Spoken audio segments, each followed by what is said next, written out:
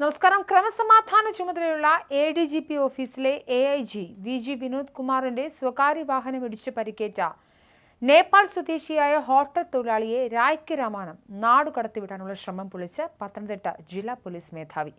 സംഭവം വിവാദമായതിനെ തുടർന്ന് AIG കുടുങ്ങുമെന്ന് വന്നതോടെയാണ് കോട്ടയത്ത് നിന്നുള്ള അടുത്ത സുഹൃത്തും ഒരു യുവ MLAയും ചേർന്ന് തൊഴിലാളിയെ നേപ്പാളിലേക്ക് തിരിച്ചയക്കാനുള്ള കരുക്കൾ നീക്കിയത്. ഇയാളുടെ മൊഴിയെടുക്കുന്നത് വഴി AIG പ്രതിക്കൂട്ടിലാകുന്നത് തടയാനുള്ള ശ്രമമാണ് നടത്തിയത്. എന്നാൽ ഈ വിവരം രഹസ്യമായി ലഭിച്ച പത്തനംതിട്ട SP R ആനന്ദിന്റെ നേതൃത്വത്തിൽ ഇയാളെ പോലീസ് കാവലിൽ ആശുപത്രിയിലേക്ക് മാറ്റുകയായിരുന്നു. ഇയാൾക്ക് വേണ്ടി ഫ്ലൈറ്റ് ടിക്കറ്റ് ബുക്ക് ചെയ്തിരുന്നത് ക്യാൻസലാക്കിയെന്ന വിവരവും പുറത്തുവരുന്നുണ്ട്.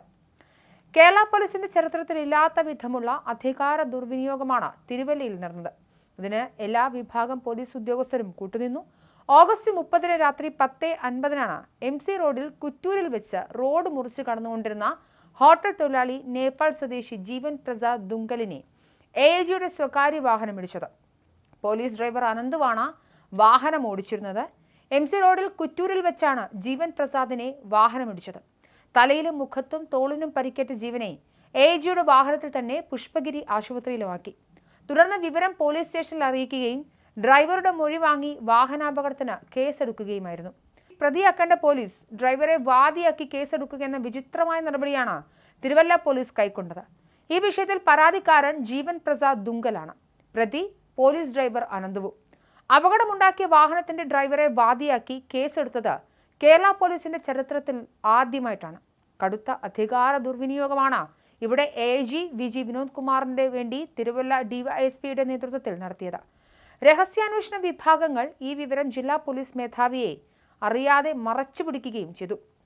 തിരുവല്ല DYSPയും സ്പെഷ്യൽ ബ്രാഞ്ചിലെ 2 ഉദ്യോഗസ്ഥരും വിനോദ് കുമാറിന് വേണ്ടി വഴിവിട്ട് പ്രവർത്തിച്ചുവെന്നാണ് വിവരം.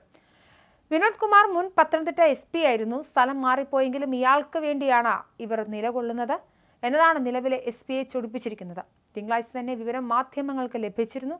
ഇത് മനസ്സിലാക്കി വിവാദമുണ്ടാകുമെന്നുറപ്പിച്ചാണ് അപകടത്തിൽ പരിക്കേറ്റയാളെ നാട് കടത്താനുള്ള നീക്കം നടന്നത്. VG വിനോദ് കുമാറിന്റെ കോട്ടയത്ത് നിന്നുള്ള അടുത്ത സുഹൃത്തും യുവ കോൺഗ്രസ് MLAയും ചേർന്നാണ് കരുക്കൾ നീക്കിയത്. ആലപ്പുഴ ജില്ലയിലെ ഒരു യൂത്ത് കോൺഗ്രസ് നേതാവിന്റെ ഹോട്ടലിൽ ജോലി ചെയ്യുന്നയാളാണ് പരിക്കേറ്റ ജീവൻ പ്രസാദ്. ഈ നേതാവ് ഇടപെട്ടാണ് ജീവനെ നാട്ടിലേക്ക് അയക്കാനും പോലീസിന്റെ മൊഴിയെടുപ്പ് ഒഴിവാക്കാനും ശ്രമിച്ചത്. ഈ വിവരം അറിഞ്ഞ ജില്ലാ പോലീസ് മേധാവി നടത്തിയ നീക്കത്തിനൊടുവിലാണ് ജീവൻ പ്രസാദിനെ പോലീസ് കണ്ടെത്തി തങ്ങളുടെ സംരക്ഷണയിലാക്കിയത്. ഇയാളുടെ മൊഴി പ്രകാരമാകും തുടർ നടപടി സ്വീകരിക്കുക. പോലീസ് ഡ്രൈവറുടെ മൊഴി പ്രകാരമുള്ള FIRൽ ഇരയുടെ ഭാഗത്ത് തിരിച്ചറിയാവുന്ന വ്യക്തിയെന്ന് പറഞ്ഞാണ് ജീവനെ വിശേഷിപ്പിച്ചിരിക്കുന്നത്. അപ്പോഴും പ്രതിയെ ആവലാതിക്കാരൻ ആക്കിയിരിക്കുന്നു എന്നതാണ് ഏറെ വിചിത്രം.